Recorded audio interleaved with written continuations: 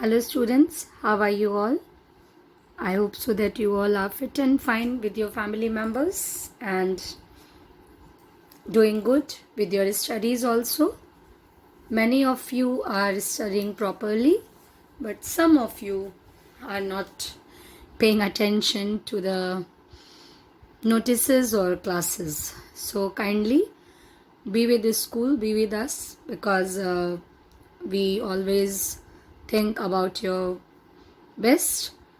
सो आपको पता है कि मैंने आपको रिड्यूस सिलेबस का पोर्शन भेज दिया है। मैंने उसका एक वो भी दिया था, एक वीडियो भी भेजा था उससे संबंधित, ताकि आपको किसी तरह का कन्फ्यूज़न ना हो, क्योंकि जैसा कि आपको पता है कि चारों सेक्शंस हम ले रहे हैं, B1 B2 commerce and arts. तो जो साहित्यिक हिंदी वाले हैं वो 12th आर्ट्स के बच्चे हैं, और जो सामान्य हिंदी वाले हैं वो 12th B1 B2 और कॉमर्स के बच्चे हैं। आप PDF भी मैंने आपको फ्राइडे को भेज दिया है। तो आप एक काम सबसे पहले करेंगे कि ये फिर से मैं आपको बता रही हूँ कि वो रिड्यूस्ड सिलेबस है जो आपके कोर्स में है, काटे हुए चैप्टर्स उसमें नहीं है, और वो दोनों बच्चों के लिए अलग अलग हैं। कैसे अलग अलग हैं कि वो साइंस वाले जो बच्चे हैं उनके लिए और कॉमर्स के लिए एक है, और जो आर्ट्स वाले बच्चे हैं सामान्य साहित्यिक हिंदी के उनके लिए एक है। तो जो जहाँ पर हिंदी लिखा हुआ है वो 12th आर्ट्स का पोर्शन है। किसका पोर्शन है? 12th आर्ट्स का पोर्शन है। और जहाँ पर सामान्य हिंदी लिखा है वो 12th B1 B2 और 12th कॉमर्स का पोर्शन है। ओके, जहाँ पर सामान्य हिंदी लिखा है वो 12th B1 12th B2 और 12th कॉमर्स का पोर्शन है।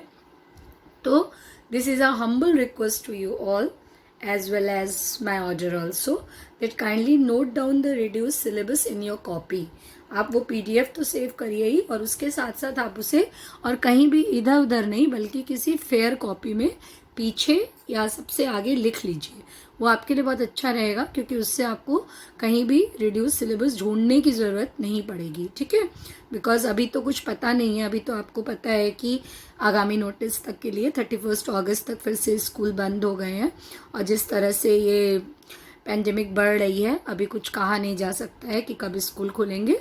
तो ऐसा ना हो कि फिर आपका PDF इधर उधर हो जाए जो आप अपने इस पर डाउनलोड करें। तो कॉपी तो आपके पास रहेगी, क्योंकि देखिए कंप्यूटर्स की और लैपटॉप की और मोबाइल्स की भी एक सीमा है, वो भी एक लिमिट तक ही आप कितना भी उसमें मेमोरी कार्ड भरवाओ सब करो, बट कभी कभी नेट ही आपका काम नहीं करता है। तो अगर थोड़ा सा मेहनत लगेगी आपको, 5-10 मिनट लगा करके 15 मिनट लगा करके आप बहुत आराम से वो सिलेबस लिख लीजिए, और अपनी कॉपी बुक में भी टिक कर लीजिए। दोनों काम कर लीजिए, बुक में भी टिक मार्क कर लीजिए जो चैप्टर्स आपके कोर्स में हैं, और कॉपीज़ में भी कर लीजिए, ताकि डबल मेहनत ज़रूर पड़ेगी बट एग्ज़ाम के लिए वो बहुत ही फ्रूटफुल होगा आपके लिए कि आप एक पेज लास्ट का खोलेंगे या जहाँ भी आप लिखना चाहें। लेकिन मैं ये कहूँगी कि आप फेयर कॉपी में लिखिए, क्योंकि फेयर कॉपी में आप नोट्स पढ़ेंगे तो कभी ना कभी आपकी दृष्टि उस पर अवश्य जाएगी। ठीक है, तो लास्ट टर्न में मैंने एक चैप्टर भोजस्य औदार्यम पूरा किया था, और उसके बाद सेकंड चैप्टर आत्मज्ञ एवं सर्वज्ञ शुरू किया था। और उसी में जब मैंने शुरू किया था आपको तो थोड़ा सा रिकैप लेते हैं लास्ट वीडियो का, आपके लास्ट वीक का, कि जो हमने चैप्टर शुरू किया था तो पहले ही बताया था कि जो 12th आर्ट्स वाले बच्चे हैं उनके, और 12th B1 B2 और कॉमर्स सबके इसमें ये कोर्स है। सामान्य हिंदी और साहित्यिक हिंदी दोनों के लिए ये चैप्टर आपके कोर्स में है, किसी का भी कटा नहीं है, पहली चीज़। और दूसरी चीज़, जो 12th आर्ट्स वाले बच्चे हैं अगर उन्होंने नई बुक ली है तो उसमें ये 3rd चैप्टर होगा, और जो सामान्य हिंदी वाले बच्चे हैं मतलब 12th B1 12th B2 और 12th कॉमर्स, उन्होंने ये चैप्टर उनकी नई बुक में 2nd चैप्टर मिलेगा। और ये भी ध्यान रखिए कि ये दोनों जो चैप्टर्स हैं आपके भोजस्य औदार्यम, जो आपको मैंने last week 1st chapter complete कराया संस्कृत का, और ये जो आत्मज्ञ और सर्वज्ञ है, ये पुरानी किताबों में बेटा मिलेगा भी नहीं। जो पुरानी किताबें होंगी, जो काफ़ी पुरानी होंगी, उसमें लास्ट में ये चैप्टर्स दिए होंगे। तो अगर आपको लॉकडाउन की वजह से या कोई और प्रॉब्लम से नई बुक्स ना मिल पाई हो, तो आपसे मैं ये गुजारिश करूँगी कि आप पुरानी बुक्स में पीछे ये चैप्टर्स खोजिए, पीछे आपको ढूंढने पे ये चैप्टर्स मिलेंगे।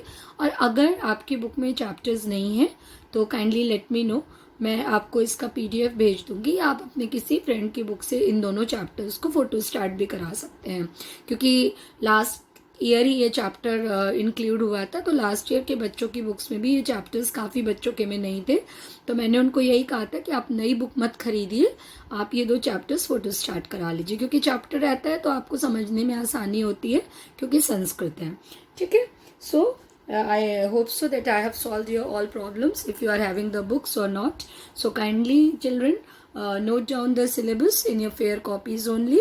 In this way you will get the syllabus in the proper at the proper place. Okay, so हमने आपको अब चैप्टर पे आते हैं। भोजस औदार्यम कंप्लीट कर दिया था और दूसरा चैप्टर शुरू किया था, और चैप्टर का नाम है आत्मज्ञ एवं सर्वज्ञ। क्या चैप्टर का नाम है? आत्मज्ञ एवं सर्वज्ञ। आत्मज्ञ ही सर्वज्ञ होता है। और इस चैप्टर में मैंने आपको बताया था कि जो याज्ञवल्क्य के ऋषि थे, बहुत महान बड़े विद्वान ऋषि थे, इन्होंने एक बार ये निर्णय लिया कि वो संन्यास लेंगे। अब तो जब उन्होंने संन्यास लेने का निर्णय लिया तो उन्होंने अपनी पहली पत्नी मैत्रेयी को अपने पास बुलाया और उनसे कहा कि मैत्रेयी, मैं संन्यास लेना चाहता हूँ, और संन्यास लेने के पहले मैं अपनी दूसरी पत्नी कात्यायनी, देखिए यहाँ पे लिखा है तत्से अन्या कात्यायन्या, ये मैंने आपको पढ़ाया था कि ततस्ते कात्यायन्या, ततस्ते अन्या कात्यायन्या, कि दूसरी पत्नी कात्यायनी से, ततस्ते अन्या इसलिए दूसरी, अन्या मतलब दूसरी, कात्यायन्या मतलब कात्यायनी के साथ अपनी संपत्ति का बंटवारा करना चाहता हूँ।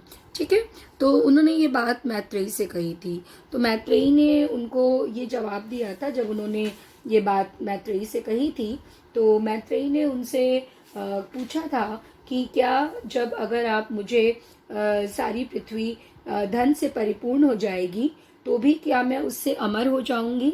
अगर ये पूरी पृथ्वी भी धन से परिपूर्ण हो जाएगी तो क्या मैं उससे अमर हो जाऊंगी? तो याज्ञवल्क्य बोले थे कि नहीं, तुम्हारा भी जीवन वैसा ही हो जाएगा जैसा कि साधन संपन्नों का होता है। जो साधनों से संपन्न होते हैं, सारी चीज़ों से संपन्न होते हैं, उस तरह से तुम्हारा भी जीवन हो जाएगा।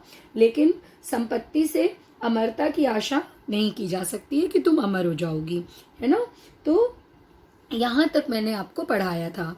ठीक है, याज्ञवल्क्य उवाच प्रिया न सती त्वं प्रिय भाषसे, कि तुम जो है तुम मेरी, तो जब उन्होंने बोला था कि यदेव भगवान केवलम अमृतम तत्व साधानम जानाति तदेव में ब्रूहि, तो उनकी पत्नी ने क्या बोला था? उनकी पत्नी ने बोला था कि यदि ऐसा नहीं होता है भगवान, स्वामी मतलब भगवान, अपने पति को उन्होंने कहा स्वामी भगवान, तो आप जो अमरता का साधन जानते हैं, यदेव भगवान केवलम अमृत तत्व साधनम जानाति तदेव में ब्रूहि, वो मुझे बताइए। तो याज्ञवल्क्य ने उनको बोला था कि याज्ञवल्क्य उवाच, याज्ञवल्क्य ने कहा प्रिया न सती त्वं प्रिय भाषसे, तुम मेरी प्रिया हो। प्रिया न सती, तुम सती हो, मेरी प्रिया हो। त्वं प्रियम भाषसे, और प्रिय भी बोल रही हो। तो ए ही आओ, उपविश बैठो, व्याख्यास्मि ते अमृत तत्व साधनम, आओ बैठो, मैं तुमसे अमृत तत्व के साधन की व्याख्या करूंगा। उन्होंने क्या कहा था? ए ही उपविश, आओ बैठो, व्याख्या श्यामी ते तम अमृत तत्व साधनम, आओ बैठो और मैं तुमसे अमृत तत्व के साधन की व्याख्या करूंगा। ये बताया था ना, यहाँ तक मैंने आपको लास्ट टर्न में पढ़ाया था, ये 2 पैराग्राफ। अब चलिए आज हम लोग इसे पढ़ते हैं। क्या कहा याज्ञवल्क्य ने? याज्ञवल्क्य उवाच न वा अरे मैत्रेयी पत्यु कामाय पति प्रियो भवतु। बहुत इंपॉर्टेंट बात इसमें कही गई है, बहुत ही ब्यूटीफुल बात कही गई है, जो हम सबकी लाइफ में बहुत एक, जिसे कहते हैं कि एक शाश्वत सत्य आप कह सकते हैं इस बात को। और इस बात का जिक्र पहले मैं आपको यहाँ पे थोड़ा सा चैप्टर को ब्रेक दूंगी एक, और आपको भी एक कहानी बताऊंगी, मज़ा आएगा आपको सुनने में। ये चैप्टर हम लोग पहले 12th में एक चैप्टर पढ़ाते थे, पहले कुछ समय पहले, 3-4 साल पहले तक हजारी प्रसाद द्विवेदी जी का कुटच चैप्टर पढ़ाते थे। तो उसमें इस व्याख्यान की हम लोग व्याख्या बताते थे बच्चों को, क्योंकि ये व्याख्यान उसमें आता था। कुटच 11 B2 और 11 कॉमर्स के बच्चों से शायद मैंने लास्ट के किसी लेक्चर्स में जिक्र भी किया था इस बात का कि जब पहले हम लोग को टच पढ़ाते थे हजारी प्रसाद द्विवेदी जी का, आपको सिलेबस में था पहले, अब उसकी जगह आपको अशोक के फूल पढ़ाएंगे। तो कुटच बहुत इंटरेस्टिंग चैप्टर था, उसमें बहुत अच्छी चीज़ें बताई गई थी। कुटच एक पौधे का नाम है जो कि हिमालय पर्वत में रहता है, और हिमालय पर्वत की इतनी ठंडी बर्फीली हवाओं के बीच और इतना हिम से भरा है हिमालय पर्वत, जैसा कि उसके नाम से आपको पता है। तो उस बर्फदार वृक्ष वहाँ पर, मतलब जो बर्फ की ठंडी को भी झेल सकें, बर्फ के ठंडेपन को झेल सकें और बर्फ की लू को, बर्फ की आंधियों को झेल सकें, वहाँ पर भी उस वृक्ष की विशेषता ये है कि वो छोटा होता है, कद में छोटा है वो पेड़, लेकिन पूरा खुशियों से भरपूर और फूलों से भरपूर लाल रंग का होता है। तो उसके द्वारा हजारी प्रसाद द्विवेदी जी ने हम सबको ये प्रेरणा दी थी कि हमारे जीवन में कितनी भी परेशानियां या तकलीफ़ें क्यों ना आए, लेकिन अगर हम चाहें तो उन तकलीफ़ों और परेशानियों पर विजय प्राप्त करके हम अपने जीवन को पुनः सफल बना सकते हैं। तो उस चैप्टर में ये पैराग्राफ आता है ना, उस चैप्टर में वो इस चीज़ की व्याख्या, ये उपनिषद से लिया गया है। देखिए यहाँ पे नीचे जहाँ पर चैप्टर खत्म हो रहा है वहाँ पे उपनिषद लिखा है। तो आप अपने प्रसंग में या संदर्भ में ये भी लिख सकते हैं कि ये चैप्टर, वैसे तो हमारे चैप्टर बुक में आत्मज्ञेय सर्वज्ञ नाम से है, लेकिन ये कहाँ से उद्गृत है? उपनिषद से उद्गृत है।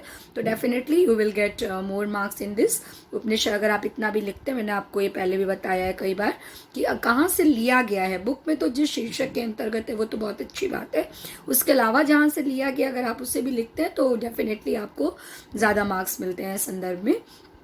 तो वहाँ पर इस चैप्टर का जिक्र उन्होंने किया है, हजारी प्रसाद द्विवेदी जी ने बहुत अच्छे से किया है कि जो पुत्र होता है वो पुत्र के लिए प्रिय होता है, जो पति होता है वो पति के लिए प्रिय होता है, जो पत्नी होती है वो पत्नी के लिए प्रिय होती है। मतलब इसका मतलब क्या हुआ, ये मैंने आपको हिंदी में बताया। एक्चुअली ये यही है, पहले आपको मतलब समझा दूँ तब आपको ये चैप्टर लूँगी तो ज़्यादा आपको समझ में आएगा। इसका मतलब ये है कि अगर हम अपने बच्चे को प्यार करते हैं, या अगर हम अपनी पत्नी को प्यार करते हैं, या अगर हम अपने पति को प्यार करते हैं, तो हम इसलिए करते हैं। जैसे आप अपना एग्जाम्पल ले, यहाँ पर तो उन्होंने पति पत्नी और बच्चे की बात करी है, आपको मैं आपके पेरेंट्स की बात कर रही हूँ कि अगर आप अपने पेरेंट्स को प्यार करते हैं, या अगर हम लोग अपने लाइफ पार्टनर्स को प्यार करते हैं या बच्चे को प्यार करते हैं, तो हम सिर्फ इसलिए प्यार करते हैं क्योंकि वो हमारे लाइफ पार्टनर्स हैं, क्योंकि वो हमारे बच्चे हैं।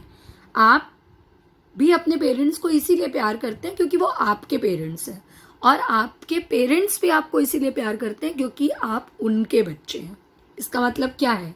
इसका मतलब ये है कि जो एक सेंटेंस है ना, कभी मैंने आपको बताया भी होगा, शायद B2 वाले बच्चे जो पढ़े हैं उनको शायद बताया होगा, या और बच्चों को भी कभी अगर क्योंकि मुझे ये चीज़ बहुत समझ में भी आती है कि हम बहुत बार सबसे कहते हैं कि हम तुमसे बहुत प्यार करते हैं, हम तुमसे बहुत प्यार करते हैं, लेकिन अगर हम वास्तविकता में जाएं तो हम देखेंगे कि हम उसी से प्यार करते हैं जो कि हमारी केयर करता है, जो हमारे लिए कंसर्न होता है। आप घर में भी देखिए, जो आपके लिए ज़्यादा कंसर्न होता है उससे आप सबसे ज़्यादा प्यार करते हैं। तो एक्चुअली प्यार क्या है? एक्चुअली प्यार स्वार्थी है। यहाँ पर कहने का मतलब उनका यही है कि एक्चुअली जो प्यार है, जो मोहब्बत है, वो स्वार्थी है। जो हम जिस प्यार और मोहब्बत और इश्क की बहुत चर्चाएं होती हैं दुनिया में, एक्चुअली वो स्वार्थी है। और उसमें उन्होंने सबसे बड़े रिश्ते की बात की है कि जो पति है वो इसलिए प्रिय नहीं है क्योंकि वो पति है, बल्कि वो इसलिए प्रिय है क्योंकि वो हमारी इच्छाओं को पूरा करता है। जो पत्नी है वो इसलिए प्रिय नहीं है क्योंकि वो पत्नी है, बल्कि वो इसलिए प्रिय है क्योंकि वो हमारी इच्छाओं को पूरा करती है, हमारे लिए हमारा घर सजाती है, हमको खाना देती है, हमारे कपड़ों का ध्यान रखती है, और भी सारी ज़रूरतों को पूरा करती है। और इसी तरह से जो हमारा पुत्र है वो भी हमें इसीलिए प्रिय है क्योंकि वो हमारा पुत्र है। और जो धन है वो भी हमको इसीलिए, पैसे की भी वो बात इस पैराग्राफ में यहाँ पर करते हैं कि जो पैसा है वो हमें इसलिए प्रिय है क्योंकि वो पैसा है। तो जो कहने का मतलब ये है कि हमें जो भी कुछ यहाँ पर प्रिय है इस दुनिया में, हमें जो भी कुछ प्रिय, अगर ये actually this is the fact of the life, ये हमारा फैक्ट है लाइफ का, ये सबके साथ है, सबके साथ है। हमको हमारी सिस्टर प्रिय है, हमारी टीचर्स प्रिय हैं, हमारे कलीग्स प्रिय हैं, आपको अपने टीचर्स प्रिय हैं, अपने दोस्त प्रिय हैं, अपना स्कूल प्रिय। क्यों? बहुत सारे स्कूल है, but we love Kamal inter college a lot, क्योंकि हम कामल इंटर कॉलेज को प्यार करते हैं और वो हमें प्यार करता है। अगर हम उसकी निस्वार्थ सेवा करते हैं तो वो हमें आपको शिक्षा प्रदान करता है, हमको ये सुअवसर देता है कि जो हमने शिक्षा प्राप्त की है उसका हम फ्रूटफुली यूज कर सकें। समझ रहे हो ना मेरी बात? तो यही चीज़ इस पैराग्राफ में है। एक्चुअली आपको ये सारी चीज़ें नहीं लिखनी, ये मैंने आपको सिर्फ इसलिए बताया क्योंकि बार बार प्रिय होता है, अप्रिय होता है, स्वार्थ है, ये वो, तो आपको कन्फ्यूज़न होगा पढ़ने में, तो आप कन्फ्यूज़ ना हो, इसलिए मैंने आपको बस बता दिया। एंड आई होप सो कि आपको बहुत सिंपल लैंग्वेज में मैंने बताया है, तो आपको बहुत अच्छे से समझ में आया होगा कि वो यहाँ पर ये कहना चाहते हैं कि हमारा जो भी रिश्ता है, चाहे वो पत्नी का है, पति का है, बच्चे का है, पैसे का है, स्थान का है, किसी का भी है, वो इसलिए प्रिय है क्योंकि असल में वो अपनी कामना के लिए प्रिय है, हमारी अपनी इच्छाएं हैं, इसलिए वो प्रिय है। ठीक है, तो चलिए हम लोग अब इसे शाब्दिक अनुवाद पढ़ते हैं इसका कि वो क्या कहना चाह रहे हैं। याज्ञवल्क्य उवाच, समझ में तो आ गया होगा आपको। एक्चुअली मैंने आपको पूरा चैप्टर पढ़ा दिया एक तरह से, बट फिर भी चलिए देखते हैं कि वो उनके शब्दों में देखते हैं कि याज्ञवल्क्य क्या कह रहे हैं। याज्ञवल्क्य उवाच, याज्ञवल्क्य ने कहा या याज्ञवल्क्य बोले, नावा अरे मैत्रेयी, अरे मैत्रेयी, नावा मतलब न शब्द आपको बताया था निश्चित रूप से, है ना। अरे मैत्रेयी या अरि मैत्रेयी, आप जैसे हिंदी में जब आप लिखेंगे ना तो अरि, र में बड़ी ई की मात्रा लगाएंगे, अ और र में बड़ी ई की मात्रा लगाएंगे और फिर वहाँ पर ये संबोधनकारी चिन्ह लगाएंगे। तो वो क्या कहते हैं कि अरे मैत्रेयी पत्यु कामाय पति प्रियो भवति। पत्यु कामाय, पत्नी को ब्रैकेट में लिखेंगे आप। पत्यु मतलब होता है पति, ये पत्नी नहीं है। कामाय मतलब होता है पत्नी, याद रखिएगा। कामाय मतलब होता है कामाय मतलब होता है कामना की पूर्ति, इच्छा। काम मतलब इच्छा, कामाय मतलब पत्नी नहीं, कामाय मतलब पत्नी नहीं, भार्या मतलब पत्नी होता है। कामाय मीन्स कामना के लिए, इच्छा के लिए। काम धर्म अर्थ काम मोक्ष होता है ना, तो कामदेव। तो मैंने आपको बताया था कि काम मतलब क्या होता है, इसके पहले जब हम आपको वो पढ़ा रहे थे श्रद्धा मनु, तो उसमें बताया था काम मतलब इच्छा होता है। ठीक है, तो पत्यु मतलब पति, ब्रैकेट में आप लिखेंगे पत्नी को, ब्रैकेट क्लोज, पति प्रियो भवति। पति पत्नी को पति की कामना के लिए प्रिय नहीं होता है। आत्मानस्तु वै कामाय पति प्रियो भवति। आत्मानस्तु, आत्मानस्तु मतलब अपनी, वै कामाय इच्छा के लिए, पति प्रियो भवति, कि पति तो अपनी कामना के लिए, आत्मानस्तु वै, वै मतलब तो, वो तो या पति तो अपनी कामना के लिए प्रिय होता है।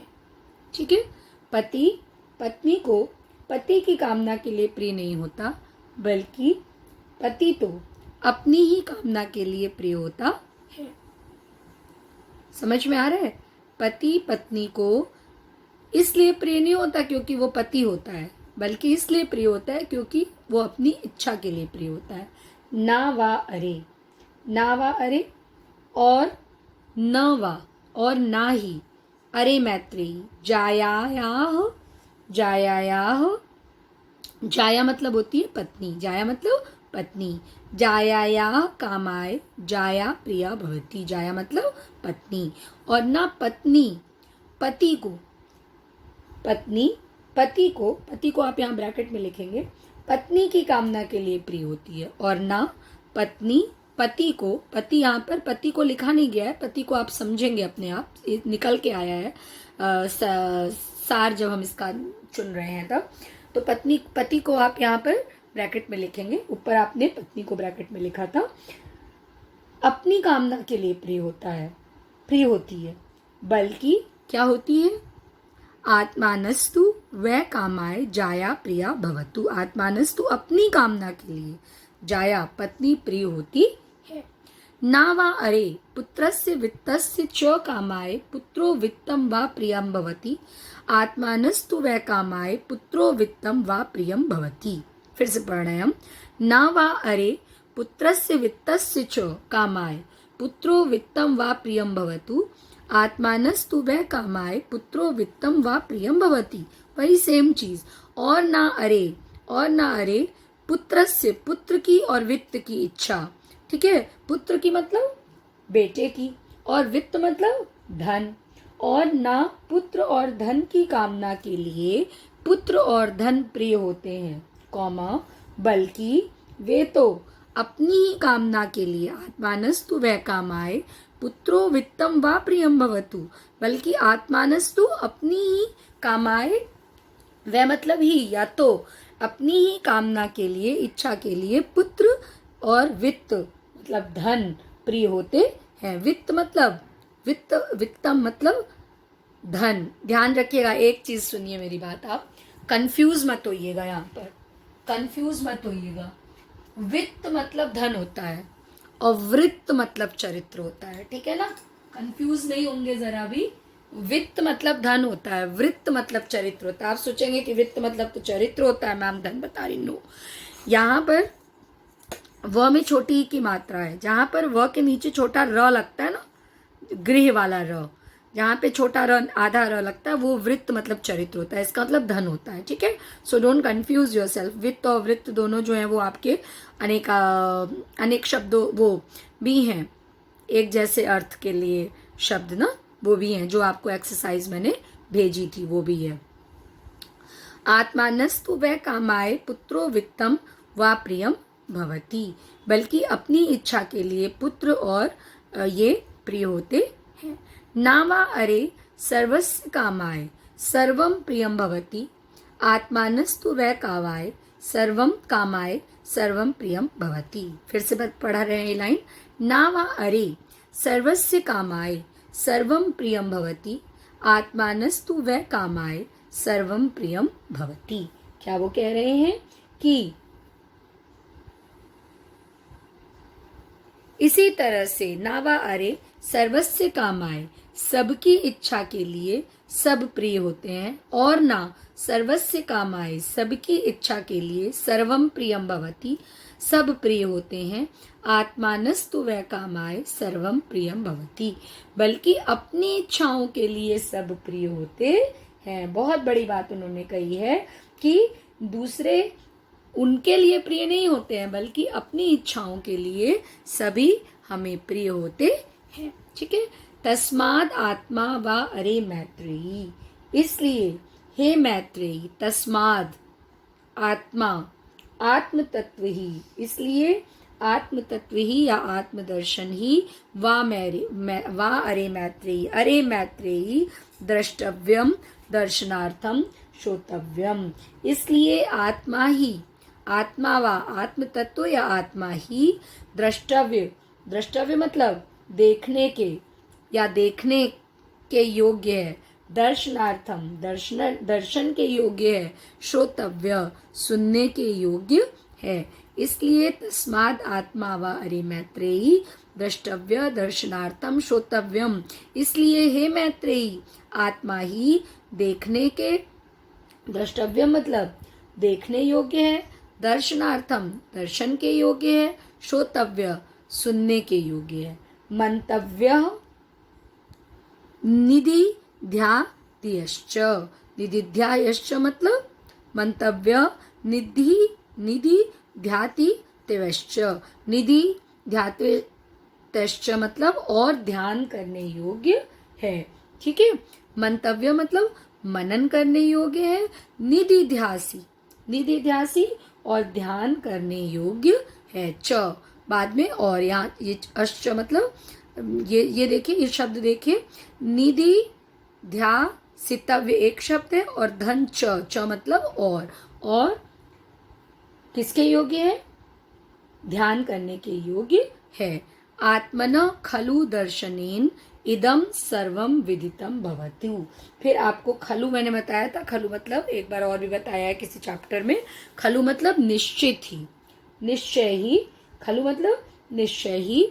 आत्मनः खलु दर्शनेन इदं सर्वं विदितं भवति। आत्मनः खलु दर्शनेन इदं सर्वं विदितं भवतु।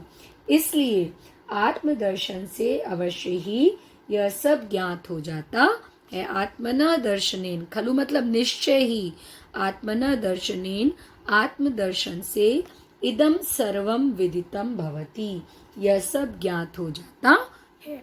यह सब ज्ञात हो जाता है। ठीक है, तो चलिए इसको मैं 2 बार बोल दे रही हूँ आपको, ताकि आप इसे लिख भी लें। और अगर आपको कुछ नहीं समझ में, वैसे तो मैंने बहुत अच्छे से समझा दिया है, but if you are having any problem in any word then please ask and write down. लिखिए, यहाँ से लिखा रहे हैं। आपको संदर्भ और प्रसंग मैंने बता दिया था लास्ट लेक्चर में ही। याज्ञवल्क्य बोले, याज्ञवल्क्य उवाच, याज्ञवल्क्य बोले, अरि मैत्रेयी, फिर ये संबोधनकारी चिन्ह लगाएंगे आप। अरि मैत्रेयी, ब्रैकेट में लिखेंगे पत्नी को, ब्रैकेट में पत्नी को, ब्रैकेट क्लोज, पति कॉमा, पति कॉमा, पति की कामना के लिए, पति की कामना के लिए या इच्छा पूर्ति के लिए प्रिय नहीं होता। याज्ञवल्क्य बोले, अरि मैत्रेयी, ब्रैकेट में पत्नी को, ब्रैकेट क्लोज, पति कॉमा, पति की कामना के लिए या इच्छा पूर्ति के लिए प्रिय नहीं होता, पूर्ण विराम, पति तो अपनी ही कामना के लिए प्रिय होता है। पति तो अपनी ही कामना के लिए प्रिय होता है, पूर्ण विराम। और अरि ना ही, और फिर उन्होंने यहाँ पे नावा अरे लिखा है ना, तो फिर से आप अरे लिखेंगे। और अरि ना ही, इस बार ब्रैकेट में क्या लिखेंगे, क्या लिखेंगे, पति को, वेरी गुड, पति को, ब्रैकेट क्लोज, पत्नी कॉमा, पत्नी, पत्नी की कामना के लिए प्रिय होती है, पत्नी, पत्नी की कामना के लिए प्रिय होती है। वरन, वरन अपनी कामना के लिए, वरन अपनी कामना के लिए पत्नी प्रिय होती है। वरन अपनी कामना के लिए पत्नी प्रिय होती है, पूर्ण विराम। फिर आप लिखेंगे इसका अर्थ यहाँ से, नावा अरे पुत्रस्य वित्तस्य, अरि, फिर से संबोधनकारी चिन्ह लगाएंगे, अरि संबोधनकारी चिन्ह, पुत्र एवं धन की कामना के लिए, पुत्र एवं धन की कामना के लिए, कॉमा, पुत्र एवं धन, पुत्र एवं धन प्रिय नहीं होते, प्रिय नहीं होते, ब्रैकेट में लिखेंगे वरन, ब्रैकेट में लिखेंगे वरन, ब्रैकेट क्लोज, अपनी ही कामना के लिए पुत्र एवं धन प्रिय होते हैं। वरन, ब्रैकेट क्लोज, अपनी ही कामना के लिए पुत्र एवं धन प्रिय होते हैं। ये सेंटेंस हम एक बार फिर से बोल दे रहे हैं ताकि आपको कंफ्यूजन ना हो। अरि, पुत्र एवं धन की कामना के लिए पुत्र एवं धन प्रिय नहीं होते। वरन, इन ब्रैकेट, अपनी ही कामना के लिए पुत्र एवं धन प्रिय होते हैं। अरि, पुत्र एवं धन की कामना के लिए पुत्र एवं धन कॉमा प्रिय नहीं होते। वरन, ब्रैकेट क्लोज, अपनी ही कामना के लिए पुत्र एवं धन प्रिय होते हैं, पूर्ण विराम। इसलिए हे मैत्रेयी, इसलिए हे मैत्रेयी, आत्मा ही देखने योग्य है, आत्मा ही देखने योग्य है, कॉमा, दर्शन योग्य है, कॉमा, दर्शन योग्य है, कॉमा, या दर्शनार्थ है, कॉमा, सुनने योग्य है, कॉमा, सुनने योग्य है, कॉमा, मनन करने योग्य, मनन, मनन मतलब चिंतन, मनन करने योग्य, कॉमा, मनन करने योग्य, तथा, कॉमा नहीं होगा यहाँ पे, तथा ध्यान करने योग्य है, तथा ध्यान करने योग्य है, पूर्ण विराम। आत्मदर्शन से, आत्मदर्शन से अवश्य ही यह सब, आत्मदर्शन से अवश्य ही यह सब ज्ञात हो जाता है। आत्मदर्शन से अवश्य ही यह सब ज्ञात हो जाता है। ओके, तो ये चैप्टर बेटा आपका खत्म हो गया आज। और फिर से आप ध्यान से सुनेंगे कि जो B1 B2 और कॉमर्स के बच्चे हैं, जो B1 B2 और कॉमर्स के बच्चे हैं, वो केवल अनुवाद तैयार करेंगे इस चैप्टर का, और जो आर्ट्स के बच्चे हैं वो क्वेश्चन आंसर अपनी फेयर कॉपी में लिखेंगे, वो मैं आपको भेजूंगी। ठीक है, don't worry for that. Okay, वो मैं आपको भेजूंगी, don't worry for that, I will send it today itself. Okay, so take care. और अभी आपको मैं एक चैप्टर और शुरू कर रही हूँ संस्कृत का, अभी ही शुरू कर रही हूँ। ये जो चैप्टर है आपका सुभाषित रत्नानी, ये मैंने आपको पहले भी बता दिया था, क्योंकि भोजस्य औदार्यम और आत्मज्ञ और सर्वज्ञ, और इसके बाद आपने जो संस्कृत भाषा या महत्वम पढ़ा है, ये तीनों चैप्टर्स सबके कोर्स में हैं। और जातक कथा जो है वो कट गया है, जातक कथा किसी को नहीं पढ़ना है।